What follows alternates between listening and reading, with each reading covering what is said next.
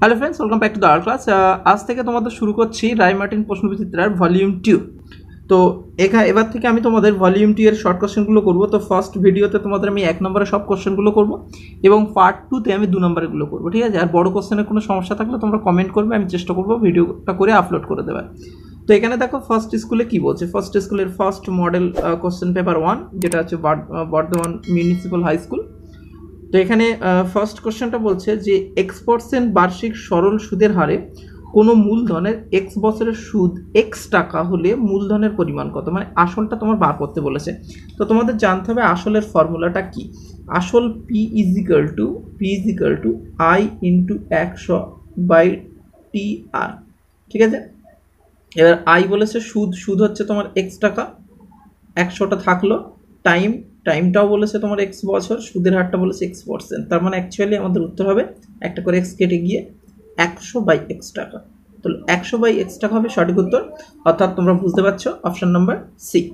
তারপরে next question কি বলছে দেখো, √5 প্লাস √3 ইকুয়াল টু X হলে √5 মাইনাস √3 ইকুয়াল টু কত হবে। তো এটা কত হবে সেটা আমি ধরে নেবো, কিছু একটা ওয়াই ধরে নেই, ঠিক আছে? তাহলে আমাদের দেওয়া আছে যে √5 প্লাস √3 ইকুয়াল টু এক্স। তো আমাদের বার করতে হবে √5 মাইনাস √3 ইকুয়াল টু কত, আমরা ওয়াই ধরে নিলাম। তাহলে এই দুটো গুণ করে দাও, গুণ করলে কি হবে দেখো, √5 plus √3 into √5 minus √3 equal to XY, তাই না? তো এটা ফর্মুলায় পড়ে যাচ্ছে square minus B square formula. তাহলে এটা হবে প্রথমে স্কোয়ার করলে হবে 5 মাইনাস বি স্কোয়ার করলে হবে 3 ইকুয়াল টু XY। আচ্ছা, তাহলে আমরা এখান থেকে বলতে পারি 2 ইজ ইকুয়াল টু XY। তাহলে আমাদের ওয়াই এর মান দরকার, তাহলে Y is equal two 2/x, অর্থাৎ 2/x হবে সঠিক উত্তর। তারপর বলছে দেখো যে প্রদত্ত চিত্রে বৃত্তের কেন্দ্র হচ্ছে ও এবং এবি বৃত্তের ব্যাস, সেখানে একটা চিত্র দেওয়া আছে এই চিত্রে। তো এবিসিডি বৃত্তস্থ চতুর্ভুজ যার এবির সাথে ডিসি সমান্তরাল, এখন বিএসি 25 ডিগ্রি, মানে বিএসি মানে এই কোণটা 25 ডিগ্রি। তাহলে বলছে ডিএসি কত, ডিএসি মানে এই উপরের কোণটা কত আমাদের বার করতে হবে, ঠিক আছে? দেখো এটা, তো এটা যদি 25 ডিগ্রি হয় এটা কত আমাদের সেটা বার করতে হবে। তো আমরা এটা কিভাবে করব দেখো, যেহেতু বলেছে এটার সাথে এটা সমান্তরাল, এটার সাথে এটা সমান্তরাল মানে এটা 25 হলে এটাও 25 হবে, তাই না? তাহলে যেহেতু এটার সাথে এটা সমান্তরাল তাহলে এটা 25 হলে এটাও 25 হবে। এবার ভালো করে দেখো, এটা যদি 25 হয় তাহলে এটা তো অর্ধবৃত্তস্থ কোণ, মানে এটা 90 ডিগ্রি, তাহলে 25 আর এটা হচ্ছে 90 ডিগ্রি। মানে আমি ছবিটা এক কাজ করি, বড় করে একটু খাতায় এঁকে দেখাই। এইচ বৃত্ত, আচ্ছা এই তোমার এবি বলেছে এটা যদি 25 হয় তাহলে উপরেরটা কত। তো এটা যদি 25 হয় এটা 25 হবে নো ডাউট, কারণ এটার সাথে এটা সমান্তরাল, এটা ভেদক। তাহলে আমরা বলতে পারি এটা 25 হলে এটা 25 হবে, একান্তর কোণ। আচ্ছা, এটা অর্ধবৃত্তস্থ কোণ মানে এটা 90 হবে। তাহলে টোটাল সিকোণটা হচ্ছে 90 প্লাস 25, তার মানে সিকোণটা আসছে দেখো 115 ডিগ্রি, ঠিক আছে? সিকোণটা যদি 115 ডিগ্রি আসে আর এ কোণের এইটুকু হচ্ছে 25 ডিগ্রি, তাহলে এটা কত হবে? তার মানে আমরা জানি যে বৃত্তস্থ চতুর্ভুজের বিপরীত কোণ দুটি মিলে হয় 180 ডিগ্রি। তাহলে এই সিকোণ আর এই কোণ মিলে 180 ডিগ্রি হবে। তাহলে আমাদের সিকোণ হচ্ছে তোমার 115 ডিগ্রি আর এ কোণের এই অংশটা হচ্ছে 25 ডিগ্রি। তাহলে নিয়ে নেই 25 ডিগ্রি অ্যাড করে দেই, তাহলে আসছে তোমার এটা হচ্ছে 140 ডিগ্রি, 140 ডিগ্রি। তাহলে আমাদের 180 হতে হবে, তাহলে এটা হবে কত, 40 ডিগ্রি, ঠিক আছে? তাহলে দেখো এগুলো মিলে সিকোণ আর একোণ মিলে 180 ডিগ্রি হচ্ছে, তাহলে সঠিক উত্তর হবে কিন্তু 40 ডিগ্রি। তো 40 ডিগ্রি হবে সঠিক উত্তর। তারপরে কোশ্চেনটা দেখো কি বলছে। তারপরে বলছে যেটা সেটা হচ্ছে যে cot theta equal two tan n-1 theta হলে থিটা এর মান কত। আচ্ছা, cot theta equal two tan n-1 theta হলে থিটা এর মান কত। ওকে, তো কি করবে, এটাকেও তুমি ট্যানে নিয়ে আসো। তাহলে আমরা যদি এটা ট্যান লিখি তাহলে তোমার কত হবে, π/2 minus theta, 90 degree minus theta করলে কটটা ট্যান হয়ে যায়, ঠিক আছে? তাহলে এটা ট্যান n-1 থিটা। এবার উভয় দিকে ট্যান ট্যান ক্যান্সেল করে দেবো, তাহলে π/2 minus theta equal to n-1 into theta. আমার দরকার থিটার মান, তাহলে π/2 minus theta equal to n theta minus theta, ঠিক আছে। আচ্ছা, এক কাজ করি, থিটার মান দরকার, থিটাগুলো ডান দিকে দিয়ে দেই। তাহলে π/2 ইজ ইকুয়াল টু এই থিটাকে ওইদিকে দিলে n - 1 থিটা প্লাস থিটা। তাহলে কি হচ্ছে, π/2 ইকুয়াল টু এটা আসবে তোমার এখান থেকে আমি যদি থিটা কমন নেই তাহলে n - 1 প্লাস 1 থিটা, এর -1 প্লাস 1 কেটে যাবে। তার মানে আমরা বলতে পারি π/2 is equal to n theta. So এখান থেকে theta is equal two π/2n, π/2n হবে সঠিক উত্তর, π/2n। তাহলে এ হবে আমাদের কিন্তু সঠিক উত্তর। তারপর বলছে দেখো, একটি ঘনকের সমগ্রতলের ক্ষেত্রফল s, কর্ণের দৈর্ঘ্য d, তাহলে s d এর মধ্যে সম্পর্ক, ঘনকের সমগ্রতলের ক্ষেত্রফল s আর কর্ণের দৈর্ঘ্য d। তাহলে সমগ্রতলের ক্ষেত্রফল s যদি হয় তা ঘনকের সমগ্রতলের ক্ষেত্রফল হচ্ছে 6a², মানে এ হচ্ছে বাহু, আর কর্ণের দৈর্ঘ্য d বলেছে, কর্ণ হচ্ছে তোমার বাহু √3, তাহলে a √3। তাহলে s আর d এর মধ্যে কি সম্পর্ক? সিম্পল ব্যাপার, এখান থেকে এই দ্বিতীয়টার থেকে এর মান বার করে নাও, তাহলে a is equal two d/√3, ঠিক আছে। তাহলে দ্বিতীয়টা থেকে এটা বার করে নিলাম। আচ্ছা, এবার প্রথমটাই বসিয়ে দেয়, এটা প্রথম এটা দ্বিতীয়, দ্বিতীয়টা থেকে এর মান নিয়ে প্রথমটায় বসিয়ে দেয়। তাহলে s is equal two 6 into এর মান আমরা বসিয়ে দেবো কত, d/√3। তাহলে s is equal two 6 into d²/3, এটা দিয়ে এটা কাটলে 2, তাহলে আসছে s2d²। ফর্মুলাটা মানে কেমনভাবে দিয়েছে সেইভাবেই দেবো, দেখো d² is equal two s/2, তাহলে আমাদের দিচ্ছে d² is equal two s, s এর নিচে 2টা চলে আসবে s/2, অর্থাৎ সঠিক উত্তর হবে অপশন নাম্বার ডি। তারপরে এখানে একটা অঙ্ক দিয়েছে, দেখো খুব সুন্দর অঙ্ক, যে ঊর্ধ্বক ক্রম অনুসারে সাজানো আছে এটা। তো এই তথ্যের মধ্যমা 24 হলে x এর মান কত? এর ভালো করে দেখো, মধ্যমা 24, এখানে 1টা 2টো 3টে 4টে দিক থেকে বাদ দিলাম, 1টা 2টো 3টে 4টে দিক থেকে বাদ দিলাম, তাহলে মাঝখানে পড়ছে 2টো, তাহলে মধ্যমা একজন হলে মাঝখানে সেই হতো মধ্যমা, কিন্তু দুজন পড়লে তাদের গড় নিতে হয়। তাহলে আমরা কি করব, এই দুটোর গড় নেব, তাহলে x+2 আর x+4, তাহলে আমরা কি করব, গড় নেব, x+2 প্লাস x+4, এই দুটোর গড় নিলাম, ঠিক আছে। এটা হচ্ছে মধ্যমা, কিন্তু মধ্যমা দেওয়া আছে 24, তাহলে এটা ইকুয়াল টু আমরা বলতে পারি 24। তাহলে আমরা 2টাকে ডান দিকে পাঠিয়ে দিই, আমার তো x এর মান দরকার, তাহলে ব্র্যাকেটের মধ্যে হবে 2x + 6 ইকুয়াল টু 2টা ওইদিকে গিয়ে গুণ হয়ে 24 2 48, 6টাকে ওইদিকে পাঠিয়ে দিলে 2x ইকুয়াল টু 6 ওইদিকে গিয়ে মাইনাস হবে 6 মাইনাস হলে 42, তাহলে x ইকুয়াল টু আসবে 42/2 মানে 21, তো x এর মান আসবে 21।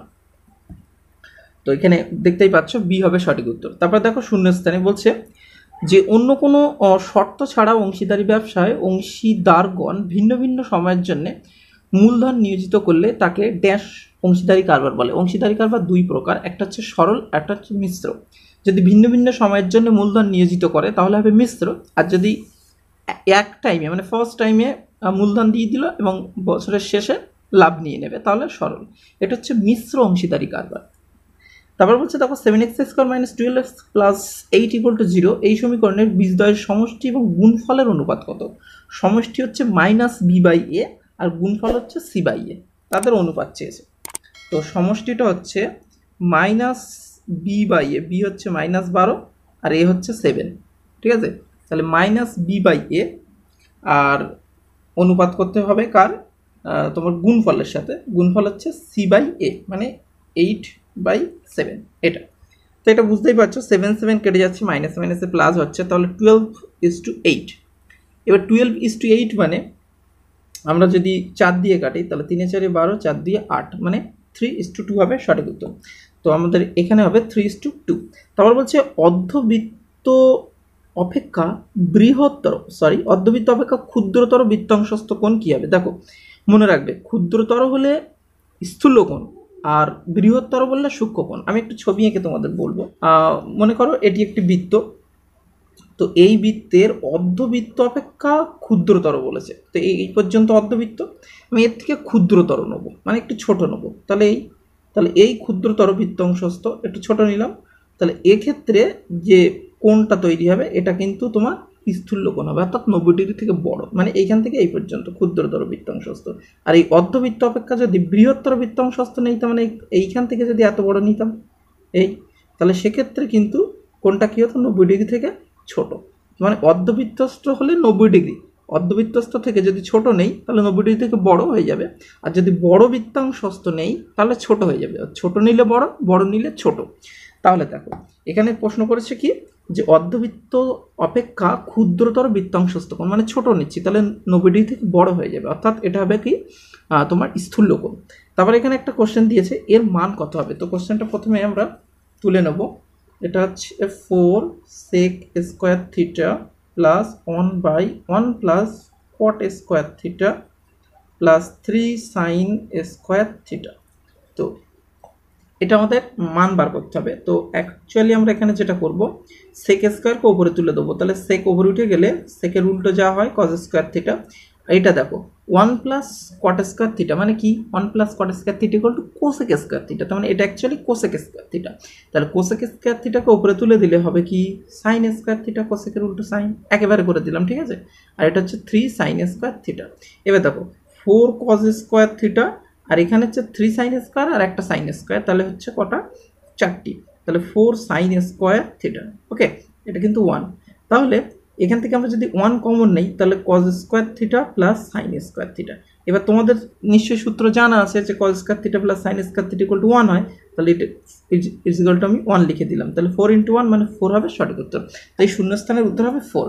তারপর কি বলছে দেখো একটি লম্ববৃত্তাকার শঙ্কুর আয়তন ভি, ভূমির ক্ষেত্রফল এ হলে উচ্চতা কত, উচ্চতা আমরা এইচ ধরে নিতে পারি, নিয়ে এইচের মান বার করবো। আয়তন ভি, তো শঙ্কুর আয়তন বলেছে, তো শঙ্কুর আয়তনের সূত্র কি, শঙ্কুর আয়তনের সূত্র V is equal to 1/3 pi R square H, ব্যাসার্ধ আর আর উচ্চতা এইচ, ঠিক আছে। আচ্ছা ভি ছাড়া আয়তন ছাড়া একটা কি দেওয়া আছে ভূমির ক্ষেত্রফল এ, তো এখানে আমরা ভূমির ক্ষেত্রফল, ভূমি মানে তুমি বুঝতে পারছো ভূমির ক্ষেত্রফল মানে ভূমি, শঙ্কুর ভূমি মানে তো বৃত্ত, তার মানে পাই আর স্কোয়ার। আমাদের প্রশ্ন করেছে এইচের মান উচ্চতা নির্ণয় করতে হবে। তো দেখো এটাকে এটা দিয়ে ভাগ করব, ভাগ করলে কি হবে V by A is equal to 1/3 pi R square H by pi R square, তাই না। তো এই পাই আর স্কোয়ার এই পাই আর স্কোয়ার কেটে যাচ্ছে, তাহলে পড়ে থাকছে কত V by A is equal to তোমার এইচ একে এইচ আর নিচে থাকছে 3, তাহলে এইচের মান কত হবে 3টা এইদিকে গুণ হয়ে যাবে, ভি এর কাছে চলে যাবে, তাহলে 3v বাই এ, তাহলে H is equal to 3v by A. তাহলে আমরা এখানে বলতে পারি যে 3v বাই এ একক। এখানে কতগুলো সংখ্যা দিয়েছে, দিয়ে বলছে গড় 10 হলে এক্স প্লাস ওয়াই কত। এবার ভালো করে দেখো গড়ের সূত্র তোমরা কি জানো, মানগুলির সমষ্টি বাই কতটা মান আছে, মানে কটা সংখ্যা আছে। এখানে 6 7 x 8 y 9 কটা আছে 1 2 3 4 5 6টি সংখ্যা, তাহলে এই সংখ্যাগুলো যোগ করে 6 দিয়ে ভাগ করলে গড় পাওয়া যাবে। তাহলে আমরা কি করব 6 7 x 6 plus 7 plus x plus 8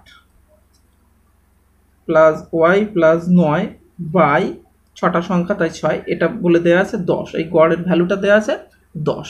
তাহলে আমরা এক কাজ করব 10কে আমরা 6কে 10-এর কাছে পাঠিয়ে দেবো, তাহলে এগুলো উপরে কি হচ্ছে দেখো এক্স প্লাস ওয়াই প্লাস এটা আসছে কত 8 8 16 17 17 আর 7 হচ্ছে তোমার 24, তারপর 24 আর 6 30, তাহলে 30 ইকুয়াল টু 6 10-এর কাছে আমরা যদি পাঠিয়ে দিই তাহলে গুণ হয়ে যাবে, তাহলে 6 10-এ 60, তাহলে আমরা বলতে পারি X plus Y is equal to 60 minus 30, তাহলে এক্স প্লাস ওয়াই এর মান আসছে 30, তো সঠিক উত্তর হবে কিন্তু 30।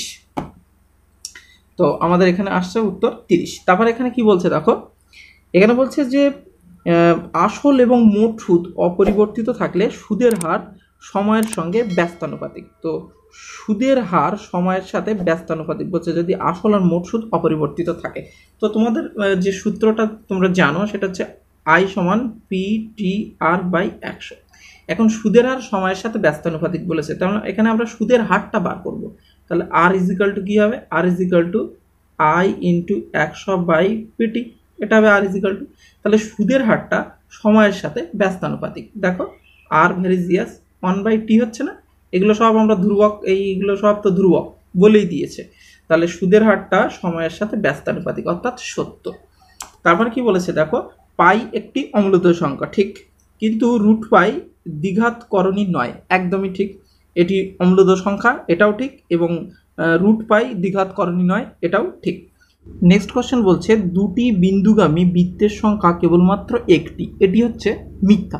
কারণ দেখো দুটি বিন্দু দিয়ে কিন্তু একটি নয় দুটি বৃত্ত অঙ্কন করা যায়। দেখো এই যে দুটি বিন্দু, এই দুটি বিন্দু দিয়ে আমি একটা বৃত্ত অঙ্কন করলাম, তাহলে এই দুটো বিন্দু দিয়ে একটা বৃত্ত। আবার এই দুটো বিন্দু দিয়ে ওপাশে আর একটা বৃত্ত অঙ্কন করা যায়, তাহলে দুটি বিন্দু দিয়ে দুটি বৃত্ত অঙ্কন করা যায়, ঠিক আছে, একটি নয়, তাই এটি মিথ্যা। তারপরে আমি চলে আসি নেক্সট কোশ্চেনে। বলছে sign theta minus 30 degree equal to 1/2 হলে কস থিটা এর মান এত হবে, সেটা দেখাতে হবে। তো আমাদের যেটা দেওয়া আছে সেটা হচ্ছে sign theta minus 30 degree equal to half হলে কস থিটার মান √3/2। এটা সত্য না মিথ্যা সেটা বলতে হবে, ঠিক আছে। তো sine theta minus 30 degree, sine half sine কতর মান, সাইন 30 ডিগ্রির মান হচ্ছে হাফ, ঠিক আছে, 1/2। তো সাইন সাইন ক্যান্সেল করব, তাহলে এটা আসছে এই। এবার এই 30 ডিগ্রিটা ওইদিকে পাঠিয়ে দাও, তাহলে 30-30-এর সাথে যোগ হয়ে যাবে 60। এবার আমাদের বলেছে কস থিটা, তাহলে এইদিকেও হবে কস 60 ডিগ্রি। দুই দিকে আমরা কস নিতে পারি, ঠিক আছে, কস থিটা চেয়েছে তাই দুই দিকে কস নিলাম। তো কস 60 ডিগ্রির মান কত, কস 60 ডিগ্রি মানে সাইন 30, তার মানে সেই আসছে হাফ। তো এখানে দেখো এখানে দিয়েছে কিন্তু √3/2, তার মানে এটা ভুল, তার মানে মিথ্যা। একটি লম্ববৃত্তাকার চোঙের ব্যাসার্ধের দৈর্ঘ্য অর্ধেক উচ্চতা দ্বিগুণ হলে চোঙের আয়তন পূর্বের আয়তনের সমান হবে। ব্যাসার্ধের দৈর্ঘ্য অর্ধেক করা হবে আর উচ্চতা দ্বিগুণ করা হবে, তাহলে আয়তনের সূত্র এমনি আমরা কি জানি, চোঙের আয়তনের সূত্র πr²h, ঠিক আছে। এবার ব্যাসার্ধকে দ্বিগুণ করতে বলেছে, তার মানে আমরা মনে করছি নতুন আয়তন V1, সেক্ষেত্রে ব্যাসার্ধটা দ্বিগুণ করতে বলেছে আর উচ্চতাটাকে অর্ধেক করতে বলেছে। তাহলে কি হচ্ছে দেখো, π4r²h/2, এটা দিয়ে এটা গেল 2, তাহলে 2πr²h। তাহলে আয়তন হয়ে গেল কি, আয়তন হয়ে গেল আগের আয়তনের ঠিক দ্বিগুণ হয়ে গেল না, πr²h তো ভি, তাহলে আগের V1টা অর্থাৎ নতুন আয়তনটা হলো আগের আয়তনের দ্বিগুণ। এখন প্রশ্নে কি বলেছে দেখো, বলেছে আয়তন পূর্বের আয়তনের সমান হবে, ভুল, দ্বিগুণ হবে। তারপর কি বলছে, একটি পরিসংখ্যা বিভাজনে একাধিক সংখ্যাগুরুর মান থাকতে পারে, সত্য, একাধিক সংখ্যাগুরু থাকতে পারে। দেখো আমি একটা পরিসংখ্যা বিভাজন ধরো তোমার নিলাম 5 2 2 3 2 9 7 3 3, তাহলে দেখো এখানে সংখ্যাগুরু মানে কি, যে সংখ্যাটা বেশি থাকবে সেই হচ্ছে সংখ্যাগুরু। দেখো 2 নিয়েছে, 1 2 3টে, মানে সংখ্যাগুরু হচ্ছে তোমার, সংখ্যাগুরু হচ্ছে 2। আবার দেখো 3 আছে, 1 2 3টে, তার মানে সংখ্যাগুরু 3, তাহলে একাধিক সংখ্যাগুরু থাকতে পারে। ওকে, তো হয়ে গেল তোমাদের এখানে যতগুলো 1 নম্বর কোশ্চেন ছিল। তো নেক্সট পার্টে আমি তোমাদের 2 নম্বর কোশ্চেন করব। তোমরা নিশ্চয়ই কমেন্ট করবে ভালো লাগলে ভিডিওটি, এবং বন্ধুদেরকে শেয়ার করবে। আর এই ধরনের ভিডিও আরও প্রয়োজন আছে কিনা তোমরা অবশ্যই কমেন্ট করে জানাবে, ঠিক আছে। তো থ্যাংক ইউ ফর ওয়াচিং।